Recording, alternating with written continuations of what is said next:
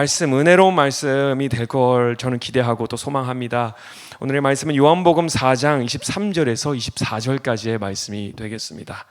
요한복음 4장 23절에서 24절까지의 말씀이 되겠습니다. 요한복음 4장 23절에서 24절 우리 같이 봉독하시겠습니다. 시작. 아버지께 참으로 예배하는 자들은 신령과 진정으로 예배할 때가 오나니 곧 이때라. 아버지께서는 이렇게 자기에게 예배하는 자들을 찾으시느니라. 하나님은 영이시니 예배하는 자가 신령과 진정으로 예배할지니라. 아멘. 오늘의 말씀은 제단을 세우시는 하나님, 더 정확하게는 제단을 세우시는 성령님이라는 말씀으로 올해를 어떻게 마무리해야 되고 또 내년에 우리가 가져야 할 그 목적지, 신앙 마인드는 무엇인가, 이것을 좀 명확하게 하는 그런 시간이 되기를 축복합니다.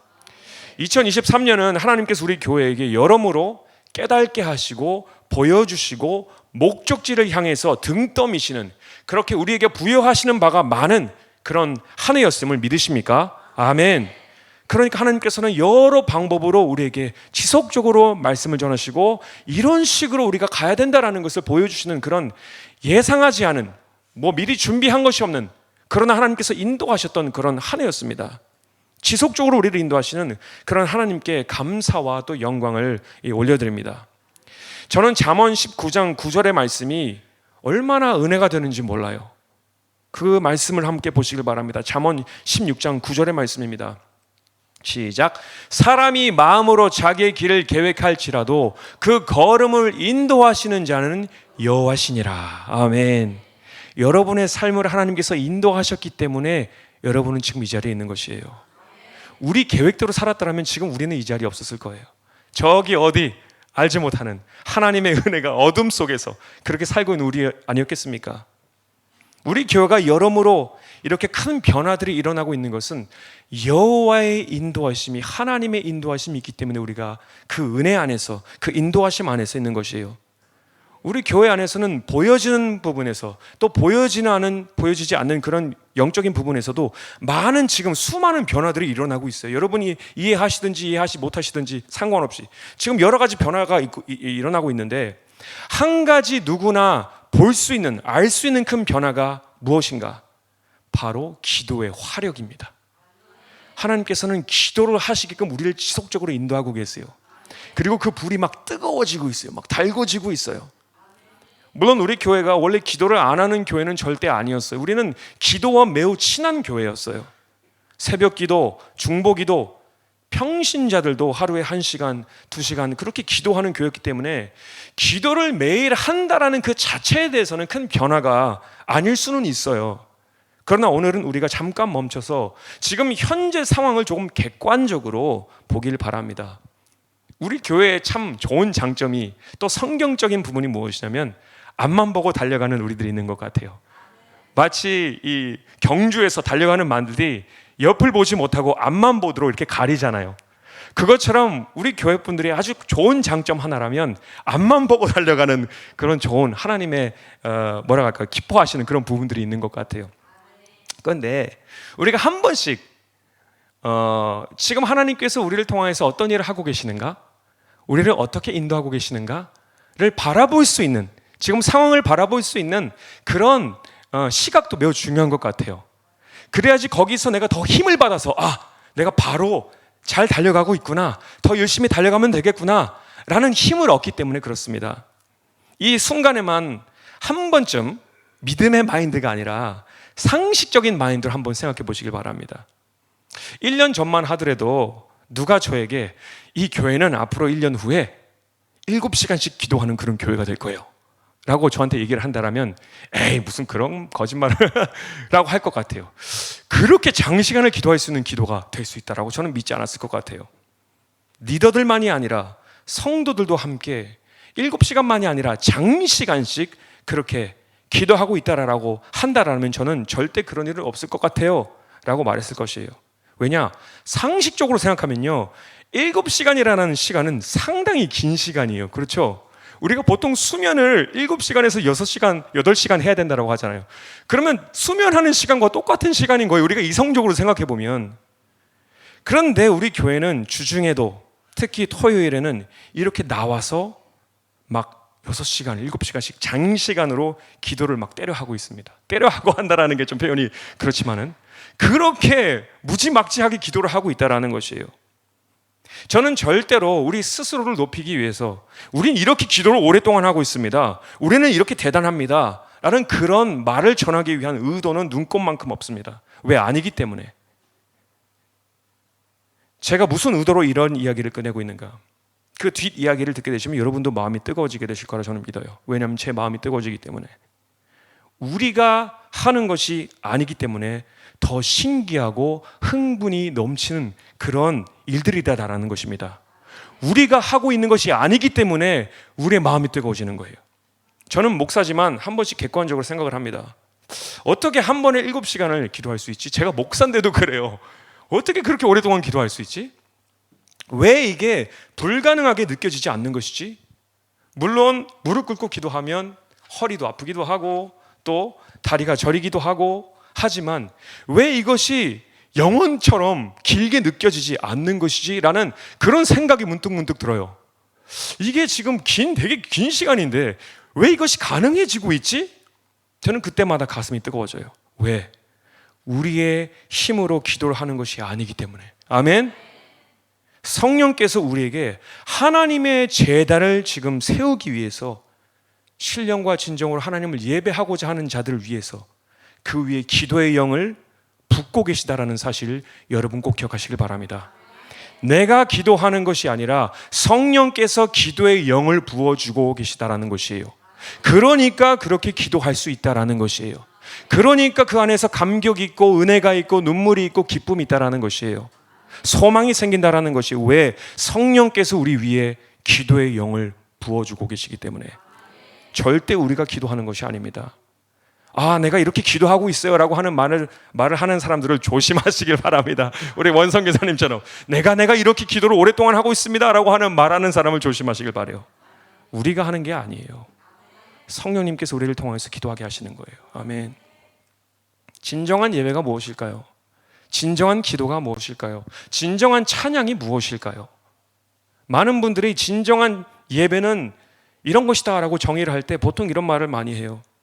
수많은 사람들이 모인 큰 집회에서 수많은 악기들과 조명들, 큰 강단에 재능 있는 찬양 인도자들과 또 세션들이 모여서 하나님을 예배할 때 그것이 하나님께서 참으로 기뻐하시는 예배다 라고 보통 정의를 많이 합니다. 사람이 많아야지, 그래야지 참 예배다.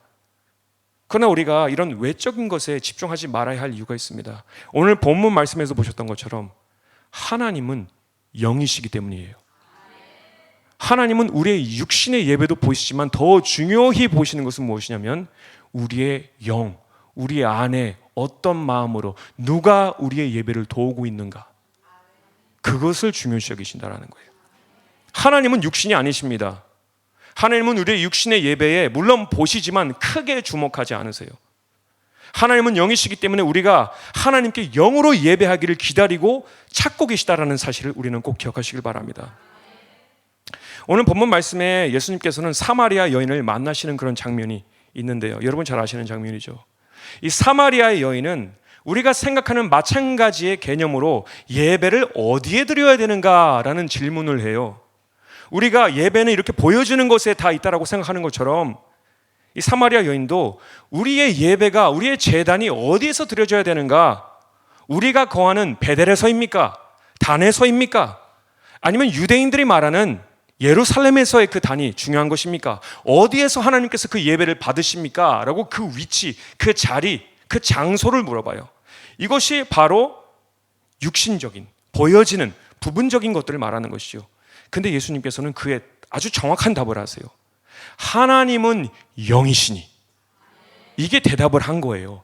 자리가 중요한 것이 아니라 어떤 많은 사람들이 있는가가 중요한 것이 아니라 하나님은 영이시니 영으로서 하나님을 예배하는 자들을 찾고 보고 계시다는 사실입니다. 내가 진정한 예배를 드리기 위해서는 우리가 영에 집중을 해야 되는데 보통 이런 말이 되게 어렵잖아요. 영으로 하나님을 예배한다. 내가 어떻게 영으로 하나님을 예배하지? 라는 생각이 들잖아요. 제가 아주 쉽게 설명해 드릴게요. 우리가 영으로 하나님을 예배할 수 있는 방법은 단 한 가지. 단 한 가지. 성령께서 내 영혼에 충만하셔서 영적인 예배를 지도하실 때, 지휘하실 때 그 예배는 영적인 예배가 되게 되는 것입니다. 성령께서 여러분 안에서 예배를 지도하셔야 돼요. 지휘하셔야 돼요. 그래야지 하나님께서 기뻐하시는 진정한 예배가 될 수 있습니다. 우리가 마치 뒤에서 지금 이 자리에서도 뒤에 음향기기가 있고 또 악기들이 있고 또 마이크가 있고 그렇잖아요. 마찬가지로 영적인 상황이에요. 지금 여기가 하나님의 성전이라고 하잖아요. 이것을 내 안에 다 있다라고 생각해 보세요. 지금 이 공간, 이 악기들, 마이크, 이 모든 것들이 내 안에 지금 있다라고 영적으로 생각해 보세요. 우리가 악기의 파워를 켜고 또 음향기기의 파워를 켜고 마이크의 파워를 켜서 이 모든 예배가 진행이 되듯이 내 안에 있는 모든 기관들 속에서 성령께서는 스위치를 켜기 시작하세요. 악기의 스위치를 켜시고 뒤에 음향기기의 스위치를 켜시고 마이크의 스위치를 켜시고 이래서 성령께서는 우리의 예배를 지도하세요. 그래서 아름다운 예배가 될 수 있도록 성령님께서는 우리 안에서 역사하신다는 것입니다. 그래서 여러분은 예배를 생각할 때는 반드시 성령님을 생각하셔야 돼요. 왜냐하면 성령님이 일하시지 않으면 그 예배는 육신의 예배로 끝나기 때문입니다. 찬양하고 찬미를 생각하면 여러분 마인드 속에서 누가 가장 먼저 생각나십니까? 성경 인물 속에서 제가 되게 좋아하는 성경 인물 다윗이 생각나죠. 많은 시를 썼잖아요. 하나님께 드려지는 시. 그 시편의 대부분의 저술가가 바로 다윗이니까. 그런데 그 시가 스스로 떠올린 찬양이었을까요? 스스로 이것을 기록해서 스스로 만들어내서 스스로 창작해서 기록한 기록이었을까요? 사무엘하 23장 1절에서 2절을 보시면 그게 아님을 알게 됩니다. 사무엘하 23장 1절에서 2절까지의 말씀이 되겠습니다. 우리 같이 읽겠습니다. 이는 다윗의 마지막 말이라 이새의 아들 다윗이 말하며 높이 올리운 자 야곱의 하나님에게 기름 부음 받은 자 이스라엘의 노래를 잘하는 자가 말하도다. 이게 자기 자신에 대해서 지금 얘기하고 있어요. 1절 다시 그대로 들어오세요. 1절. 예. 내가 이런 사람이라는 거예요. 이새의 아들 다윗 높이 올리운 자 야곱의 하나님에게 기름 부음 받은 나 이스라엘의 노래 잘하는 나가 말한다라는 것이에요. 되게 어떻게 보면 좀 교만한 것 같죠, 그죠? 근데 이렇게 말할 수 있는 이유가 있어요. 2절 여호와의 신이 나를 빙자하여 말씀하시며 그 말씀이 내 혀에 있도다. 아멘. 이 모든 찬양, 이 모든 고백, 이 모든 시들이 어디에서 왔느냐? 다 하나님의 영으로 왔다라는 것이요. 그리고 그 말씀이 내 입술에 지금 있다라는 것입니다. 여러분, 모든 찬양과 모든 예배, 모든 기도는 주의 영으로 인도함을 받아서 해야 돼요. 그래야지 능력이 있어요. 그래야지 사람이 살아납니다. 아멘. 우리가 기도를 해도 사람의 기도를 하면 안 돼요. 내 입술의 기도를 하면 안 돼요. 내 영에서부터 올라오는 성령 안에 떼어지는 그 뜨거움 속에서 기도를 선포하듯이 해야 됩니다. 찬양을 할 때도 내 입술로 찬양을 하면 안 돼요. 내 영에서부터 올라오는 찬양이 돼서 그 모든 영적인 파장을 일으키는 그런 예배가 되어야 된다는 것입니다. 왜냐? 바로 그것에 능력이 있기 때문에.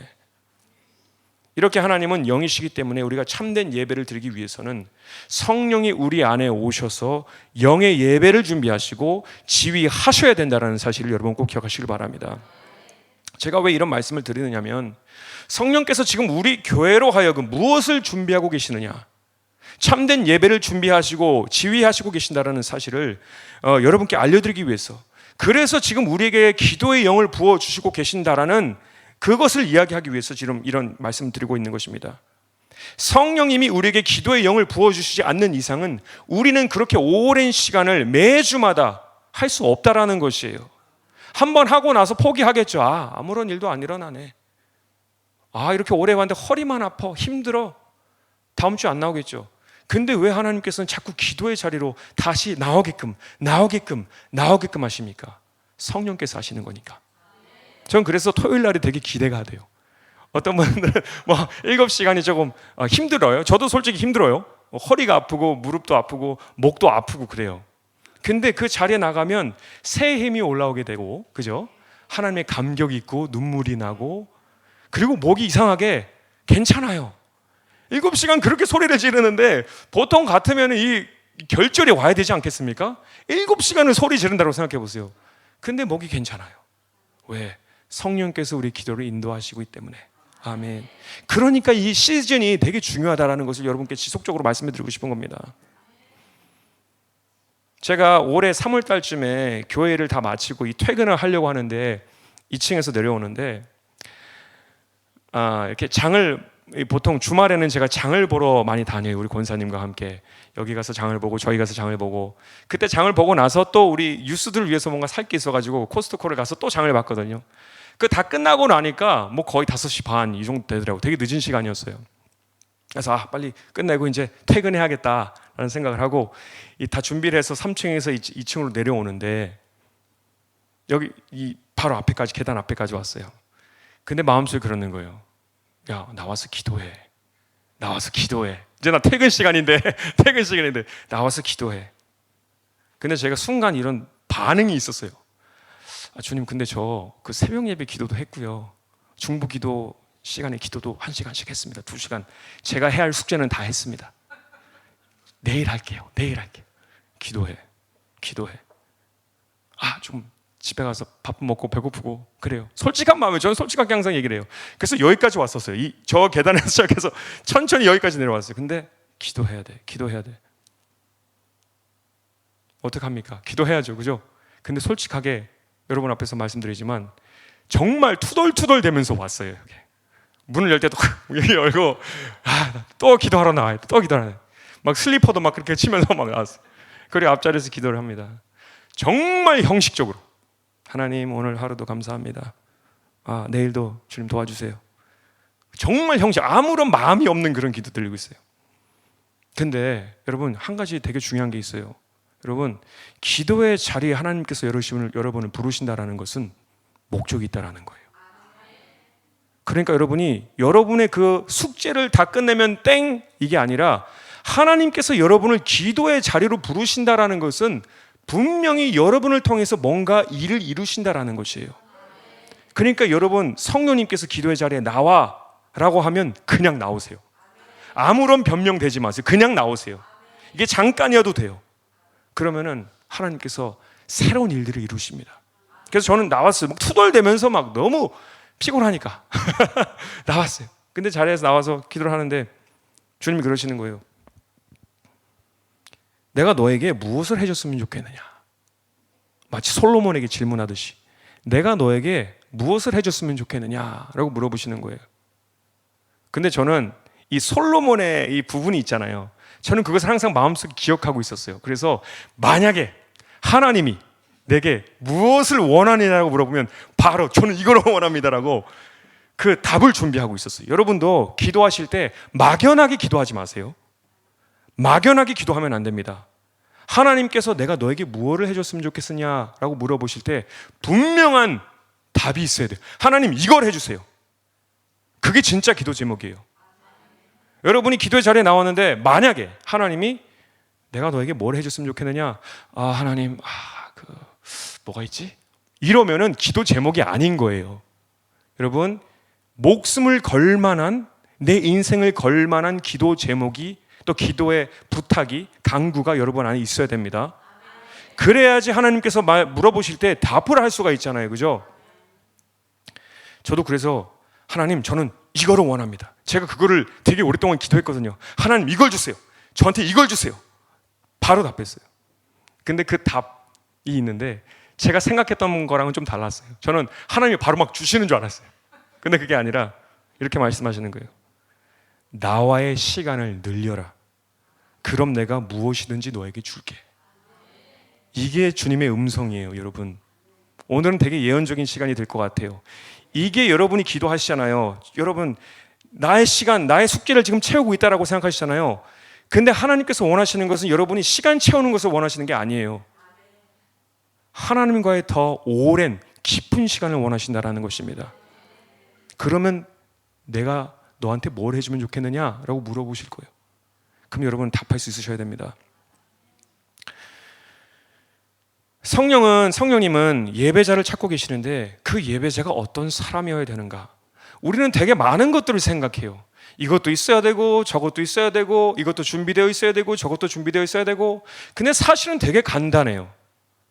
하나님께서 성령을 통해서 여러분을 사용하시기 위해서는 딱 한 가지가 중요한데, 기껏 나의 시간을 하나님께 바칠 수 있는 사람을 찾고 계신다는 사실을 여러분 꼭 기억하시길 바랍니다. 많은 조건들이 필요하겠죠. 하지만 성령님께서는 여러분의 시간을 원하세요. 그래야지 여러분 위에 기도의 영을 부어주실 거 아니에요. 그래야지 7시간, 10시간, 20시간이 됐든 기도를 할 수가 있잖아요. 그죠? 그리고 신령한 것들 주님 위에, 여러분 위에 부어주시지 않겠습니까? 성령님은요, 시간이 없어하는 사람을 찾지 않으세요. 이것이 사실이에요. 그리고 부르지 않으세요. 난 이것 때문에 바빠, 난 저것 때문에 바빠. 그런 분들이 잠깐 나와서 기도를 해도 아무것도 없이 그냥 끝나가요. 그냥 숙제를 도장 찍고 나가는 것과 마찬가지예요. 성령의 사람이라고 불렸던 많은 지금 성령의 사역자들의 아주 롤모델이 됐다고 할 수 있는 캐슬리 쿨만은 이런 말을 했어요. 그분은 놀라운 성령의 기름 부으심과 능력을 막 나타내는, 성령의 역사심을 나타내는 그런 사역자였거든요. 근데 그분이 항상 하시는 말씀이 있어요. 대가지불이 필요하다. 근데 그 대가지불이 뭔 줄 아세요? 시간이에요. 하나님과 나와의 시간을 늘려야 하는 대가지불이 필요하다는 것입니다. 성령 충만이 막 갑자기 확 오는 것 같죠? 뭔가 막 때려 맞듯이 이렇게 오는 것 같죠? 안 그래요. 주님 앞에 나와서 얼마든지 나를 사용하시옵소서, 얼마든지 나를 통해서 일하여 주시옵소서. 그 시간을 하나님께 드려지게 될 때 그때 하나님의 기름이 부어지게 되는 것이에요. 그리고 성령이 우리를 통해서 그때 역사하실 수가 있어요. 왜냐? 우리는 자유의지가 있기 때문에. 우리는 너무 바쁜 세상 속에 살고 있어요. 사실 그 바쁜 마음 자체가 하나님이 보시기에는 큰 죄가 돼요. 왜냐하면 하나님께서 우리에게 인생이라는 시간을 주셨는데 그 시간을 어디에 사용하고 있느냐? 하나님이 보시기에는 얼마나 괘씸한지 몰라요. 그게 우리의 시간을 주님께 드려야 됩니다. 그래야지 주님께서는 우리를 사용하실 수가 있어요. 로마서 12장 1절에서 2절 말씀 보시겠습니다. 그러므로 형제들아, 내가 하나님의 모든 자비하심으로 너희를 권하노니 너희의 몸을 하나님이 기뻐하시는 거룩한 산 제사로 드리라. 이는 너희의 드릴 영적 예배니라. 자, 2절. 너희는 이 세대를 본받지 말고 오직 마음을 새롭게 함으로 변화를 받아 하나님의 선하시고 기뻐하시고 온전하신 뜻이 무엇인지 분별하도록 하라. 여기서 중요한 포인트는 세대예요. 세대는 시간을 의미합니다.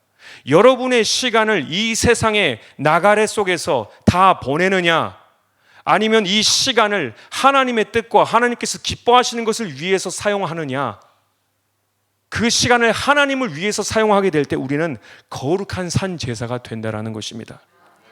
내가 이것저것 막 생각해서 이거는 하나님의 뜻이지, 이것은 저것의 뜻이지 라고 하기 전에 여러분, 먼저 시간을 하나님께 드리시면 여러분은 거룩한 산 제사가 될 수 있어요. 성령님께서 여러분을 인도하실 것이기 때문에. 시간이 그래서 그렇게 중요하다는 것입니다. 여러분이 기도의 자리에 나와도 시계만 자꾸 바라보고 이것 해야 되는데 저것 해야 되는데 분주한 마음으로 오실 거면 차라리 다른 일들을 다 끝내시고 다 마치시고 오세요. 그 상황에서는 성령님이 여러분에게 기도의 영을 부어주실 수가 없어요. 이미 여러분의 생각은 다른 곳에 가 있기 때문에. 그래서 저는 그날부로 나와의 시간을 늘려라 라고 하나님께서 하셨기 때문에 조금이라도 주님과의 시간을 좀 확장시키고자 좀 다짐을 그때 하게 되었습니다. 근데 지금처럼 이렇게 우리가 막 오랜 시간을 기도할 줄 몰랐어요. 3월 달이니까 전혀 아무런 그런 계획 이벤트들이 없었던 그런 때였으니까. 그래서 제 나름대로는 시간을 어디에 더 사용해야 될까? 하나님 앞에 어떻게 더 시간을 내가 사용할 수 있을까? 그래서 두 가지가 딱 저한테 있더라고요. 하나는 화장실 갈 때 핸드폰을 밖에 두고 가기. 요즘에는 그게 되게 큰 문제래요. 화장실에 들어갔는데 나오질 않아. 볼일만 봐야 돼요. 죄송합니다. 좀 약간 볼일만 봐야 되는데 핸드폰을 하고 있어. 그러니까 거기서 왜 거기가 그 더러운 곳에서 있는 거냐고요. 차라리 밖에 나와서 하지. 그러니까 핸드폰을 일단 밖에 두고 나와야겠다. 화장실에 갈 때마다 그 잠깐의 시간이라 할지라도 내가 이런 하나님과의 시간을 방해하는 것들을 제거하자라는 생각을 했어요. 그리고 가장 큰 것은 두 번째인데, 잠자기 전에는 침대에서 10분이 됐던 20분이 됐던 무릎 꿇고 기도하기. 그리고 기도하면서 사람이 피곤해지잖아요. 그리고 바로 자기. 다른 것 하지 않고 기도하다가 잠에 드는 것. 그게 제 나름대로 제 개인적인 하나님께 시간을 드리는 방법이 됐습니다. 여러분, 성령에 취하시고 싶으십니까? 아멘. 그럼 대가 지불을 하셔야 돼요. 술에 취하려면요, 술이 있어야 되고 또 뭐가 필요해요? 시간이 필요하죠. 그죠? 술 먹을 시간이 있어야 되잖아요. 성령에 취하시고 싶으시면 우리가 무엇이 필요할까요? 기도가 필요하고 시간이 필요합니다. 그래야 성령에 취할 수가 있어요. 여러분, 성령에 취하면 어떻게 됩니까? 기쁘기도 하다가 눈물이 나기도 하다가 웃기도 하다가 울기도 하다가 그렇잖아요. 기도의 자리에 나오면 하나님이 기도의 영이 부어지게 되면 바로 취한 사람처럼 되잖아요. 아멘. 황홀하게 되잖아요. 너무 기쁘잖아요. 그래서 시간이 길다라고 느껴지지 않는 게 바로 그런 거예요. 왜? 성령께서 지금 여러분을 통해서 기도를 시키시고 계시니까. 술 취한 사람처럼 즐겁고 눈물이 나기도 하고 감격이 되고. 본격적으로 성령님께서 우리를 제단으로 세우시려고 하는 그 목적을 좀 이제는 함께 보고자 합니다. 여러분을 제단의 돌로서 사용하시려고 하는데, 처음에 우리가 기도에 심취하게 되면 제일 먼저 우리가 경험하고자 하는 것들이 있죠. 그죠? 내가 기도를 많이 하면 이런 것들을 원해 라는 가장 1순위들이 있잖아요. 보통 아닌 척 하지 마세요. 다 맞는 거 알아요. 가장 첫 번째가 뭐예요? 어떤 환상이나 하나님의 음성을 듣고자 하기도 하고, 하나님의 어떤 기름 부으심을 얻고 하늘의 문이 열리는 그런 경험을 하고, 어떤 능력을 얻고자 하는 이런 신비하고도 새로운 경험을 얻고자 하는 그런 욕구가 우리에게는 있어요. 다 있어요. 아닌 것처럼 하지 마세요. 다 있어요. 하나님이 우리를 아시기 때문에 그런 식으로라도 우리를 기도의 자리로 나오게 하시는 거예요. 저는 하나님께서는 모든 것의 마스터마인더이기 때문에 우리 인간을 가장 잘한다고 생각합니다. 그래서 이런 미끼들이 있어야지, 그래야지 기도의 자리에 나오니까. 우리가 다 그렇잖아요. 저도 그래요. 기도의 자리에서 뭔가 하늘이 막 열리고 막 뭔가 천사들이 막 나오고 막 날개들이 막 보이고 그런 구약 시대의 이런 일들. 근데 그게 중요한 게 아니더라고요, 여러분. 이런 개인적인 경험들, 체험들은 주님 안에서 기도를 지속적으로 하다 보게 되면은 경험되어지게 되어 있습니다. 여러분이 먼저 그것을 구할 필요는 없어요. 여러분 그냥 기도의 자리에 나오세요. 성령께서 원하시는 일을 먼저 구하세요. 영적인 파동이 일어나게 되고 또 여러분의 기도가 뜨거워지게 되면 그런 일들은 영의 눈이 띄어지게 되면서 보여지게 되어 있어요. 내가 보고 싶지 않더라도 보여지게 되어 있어요. 이것은 자연스러운 현상이에요. 왜냐하면 영적인 싸움이 그 기도 속에 있기 때문에, 육과 영의 싸움이 그곳에 있기 때문에 이것은 보여지게 될 것이에요. 그러나 여러분께 더 중요한 것을 말씀드리고 싶은 것은 이것입니다. 그 어떤 개인적인 경험이나 체험보다 더 값지고 더 소중한 것이 무엇인가 말씀드릴게요. 바로 여러분을 통하여서 하나님은 제단을 세우시길 원하시고 그 제단을 사용하셔서 하나님의 살아계심과 영적인 부흥을 이끌어내시는 그 놀라운 계획이 여러분을 통하여서 있다는 것을 여러분 꼭 기억하시길 바랍니다. 이것이 최고의 우선순위가 됩니다. 나를 통하여서 하나님의 살아계심이 나타난다라는 겁니다. 제가 예를 들어, 여러분 정말 이해하기 쉽게 이런 예를 들어볼게요.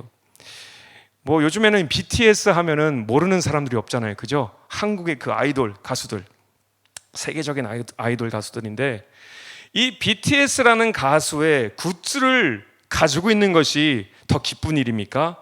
아니면 실제로 이 BTS라는 가수들과 함께 동행하면서 다니는 것이 더 가치 있는 일이겠습니까? 말 하나 많아잖아요. 그죠? 그 굿즈가 뭐 중요해요. 그죠? BTS가 내가 함께 있는데, 그죠? 마찬가지로 하나님의 은사는 하나님의 굿즈에 불과해요. 더 중요한 게, 더 가치 있는 것이 무엇이겠습니까? 하나님이 나와 동행하는 것 아니겠습니까? 나를 통해서 하나님이 나타나시는 것이 더 중요한 것 아니겠습니까? 어떤 분들이 만약에 저는 이런 경험을 했어요. 저는 어떤 이런 체험을 했어요. 이런 음성을 들었어요. 만약에 그런 생각이 있으시다면 자랑하지 마시고 저한테 오세요.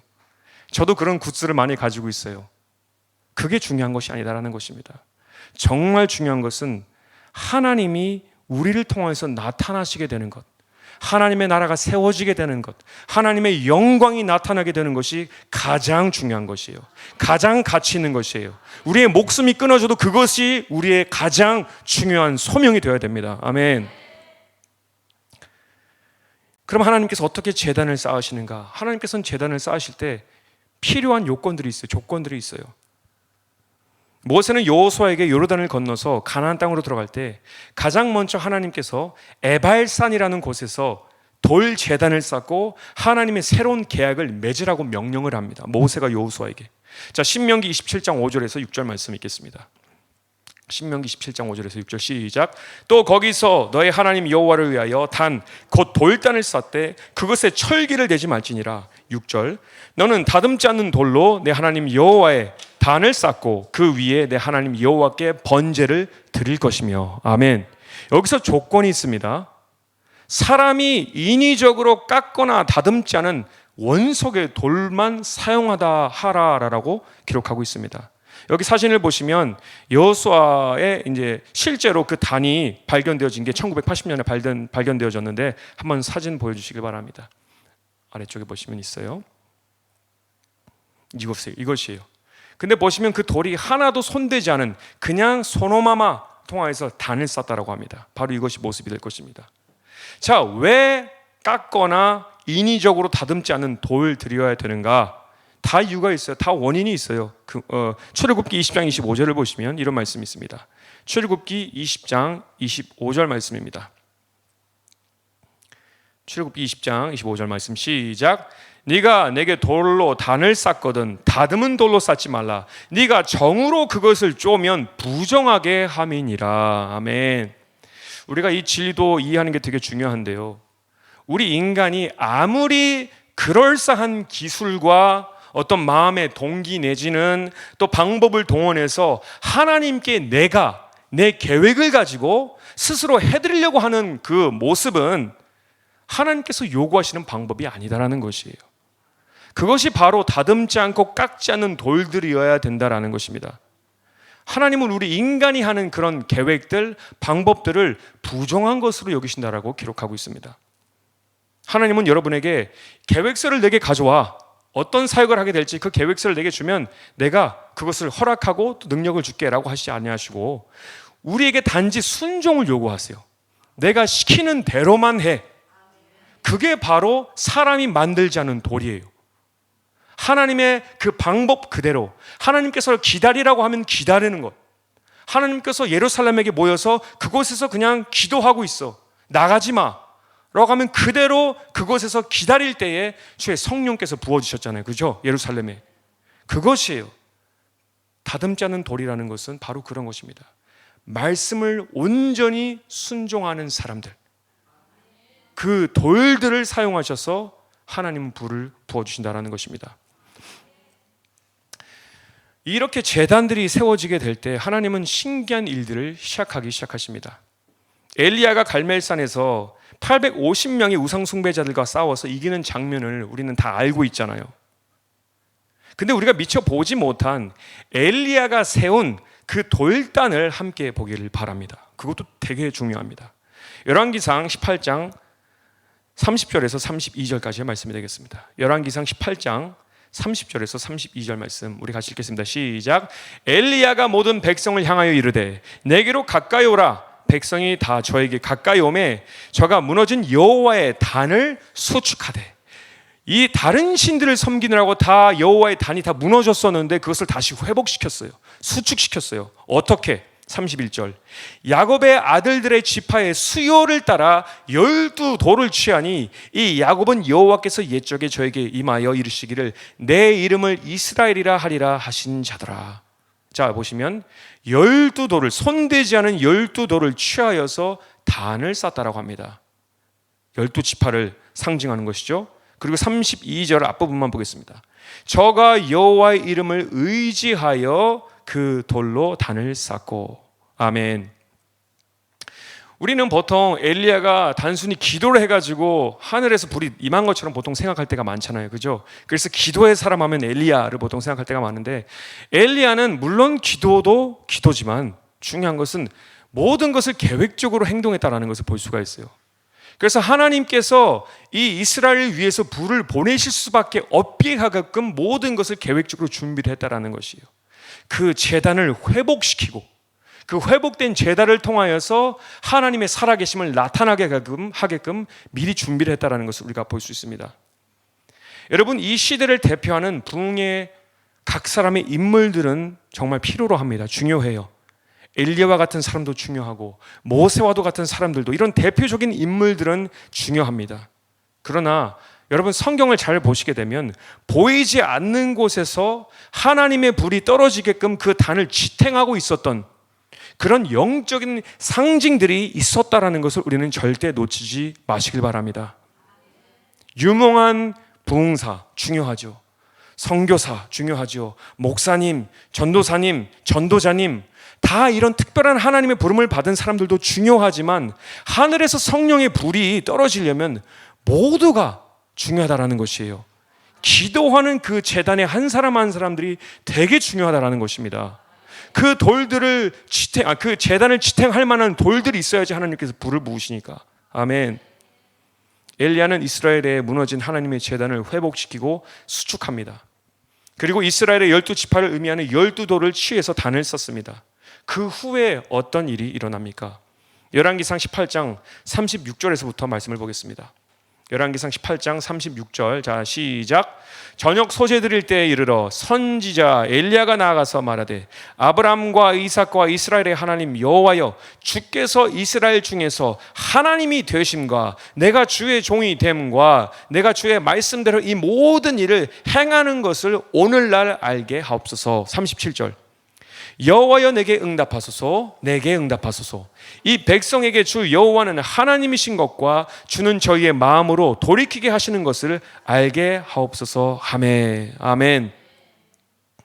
하나님이 우리의 제단의 돌을 삼으시고 우리를 수축시키시는 것은 바로 이 일본 땅에 있는 영혼들이 수많은 거짓 우상과 미신 속에서 돌이키게 하기 위해서 여러분을 부르시고 여러분의 기도를 지금도 사용하고 계시다는 사실을 여러분 꼭 마음속에 기억하시길 바랍니다. 여러분의 기도는 땅에 떨어지지 않아요. 지금도 하늘의 보좌 위로 올라가고 있습니다. 저는 제 개인적인 이 하나님께서 주신 마음이지만 저는 이것은 되게 중요한 예언적인 메시지가 될 것 같아요. 여러분이 바로 엘리야의 제단에 있는 12지파의 돌들이 될 것임을 저는 믿습니다. 또 승천하신 예수님의 제단에 그 12돌들, 12제자들이 저는 될 것임을 믿습니다. 그런 여러분을 위해 주의 성령께서 불과 같이 임하셔서 하나님의 살아계심을 일본 땅에 나타나게 하실 것임을 믿습니다. 저는 의심치 않아요. 38절, 39절 어떤 개혁이 일어나는가? 시작. 이에 여호와의 불이 내려서 번제물과 나무와 돌과 흙을 태우고 또 도랑의 물을 핫틀지라. 39절. 모든 백성이 보고 엎드려 말하되 여호와 그는 하나님이시로다, 여호와 그는 하나님이시로다 하니. 아멘. 두 번째 사진 보여주시길 바라요. 두 번째 사진. 이렇게 하늘에서 불이 확 강력하게 임하는 것을 이 구절을 보면 알 수가 있습니다. 사실 여기서는 되게 불이 작게 임하는데 원래는 전체를 다 불태워버려요. 이렇게 작은 불이 아니에요. 그 모든 제단을 완전히 불태워버리는 강력한 불이었음을 우리는 볼 수가 있습니다. 근데 여기도 되게 중요한 것이 있는데요, 불의 제단에 타잖아요, 그죠? 번제물이 타잖아요. 근데 이 말씀처럼 돌도 함께 타야 됩니다. 우리가 돌이잖아요, 그죠? 우리도 성령께서 강력하게 임하실 때 다 타 없어져야 됩니다. 절대로 나라는 사람이 있으면 안 돼요. 부흥이 일어나게 될 때는. 그러면 그 부흥을 방해하게 됩니다. 나도 함께 타줘야 돼요. 누구를 위해서? 오직 예수 그리스도의 이름을 위해서. 그러면 그 부흥이 오래 가게 되어 있어요. 제단의 숯불 여러분 기억하시죠? 제단의 숯불이 그래서 매우 중요해요. 그 제단의 숯불을 통해서 사람들이 깨끗함을 받고 치유함을 받고 회복되게 되는 것이 무엇이냐? 바로 우리가 그 역할을 가지고 있다는 것이에요. 기억하시길 바랍니다. 40절을 보시면 우생 숭배자들은 하나도 빠짐없이 다 갈로 쳐 죽이는 장면이 나옵니다. 저는 그 장면을 볼 때마다 일본이 영적으로 부흥을 입는 그 날을 상상하곤 합니다. 믿어요. 이미징해요. 유일하신 하나님이 나타나시게 되면 가짜는 쫓아나게 되어 있습니다. 왜? 아무런 힘이 없으니까. 자기가 있다라고 생각했던 것이 아닌 것을 알게 됐으니까, 가짜라는 것을 알게 됐으니까 스스로 그 제단을 넘어뜨리고 불태우고 하는 그런 부흥의 개혁의 역사는 일어날 줄 저는 믿습니다. 제가 교회에 2주 전인가 저희 교회에 2주 전인가 한 청년이 찾아왔습니다. 타 지역에서 왔는데 치바 쪽에서 왔다라고 하더라고요. 근데 크리스찬이 아니라고 말을 하더라고요. 근데 우리 교회 친절한 안내원들이 아주 친절하게 상대를 해주었습니다. 나중에 안내 팀원들에게 듣고 보니까 그 청년은 밤에 가위를 항상 심하게 눌리는 그 경험을 자주 했다라고 합니다. 너무 힘들어 하더라고요. 고생을 많이 하다 보니까 인터넷에서 이것을 어떻게, 이 가위 눌리는 것을 어떻게 해결할 수 있을까를 찾아보다가 꼬리에 꼬리를 물어서 결국 예수 그리스도의 이름의 능력을 듣게 된 것이에요. 아멘. 이 청년은 믿져야 본전으로 영상대로 시킨 대로 예수 그리스도의 이름으로 선포하고 잤다라고 합니다. 근데 여러분, 당연한 일이지만, 우리에게는 당연한 일이지만 신기하게도 그 청년에게 그날부터 가위에 눌리지 않았다라고 했습니다. 이 청년은요, 크리스찬도 아니고 예수님을 몰라요. 단지 도움이 필요했고 예수님의 이름에 능력이 있다라고 하니까 시험삼아 한번 도전해 본 것뿐입니다. 근데 제가 여러분에게 말씀해 드리고자 하는 것은 무엇이냐면, 물론 예수 그리스도 이름에 모든 능력이 있지만 항상 하나님께서는 미신자들에게 어떤 일을 할 때에, 하나님을 알지 못하는 자에게 어떤 사역을 할 때, 나타내실 때에는 그거에 알맞는 필요한 도구를 찾으세요. 그게 무엇이냐? 바로 중보자들의 기도입니다. 중보자들의 기도를 사용하셔서 미신자들에게 나아가세요. 이것이 하나님의 원리예요. 우리가 열정적으로 기도하고 열정적으로 이 나라를 위해서 기도할 때 하나님은 우리의 기도를 지금도 사용하셔서 그 미신자들 한 사람 한 사람들에게 나아가고 있다는 것을 여러분 꼭 기억하시길 바랍니다. 이것은 다 원리들이 있어요. 영적인 역사가 지금 하늘 위에서 일어나고 있어요. 우리가 단지 못 보는 것뿐이지. 영적인 세상에는 우연이라는 것은 없습니다.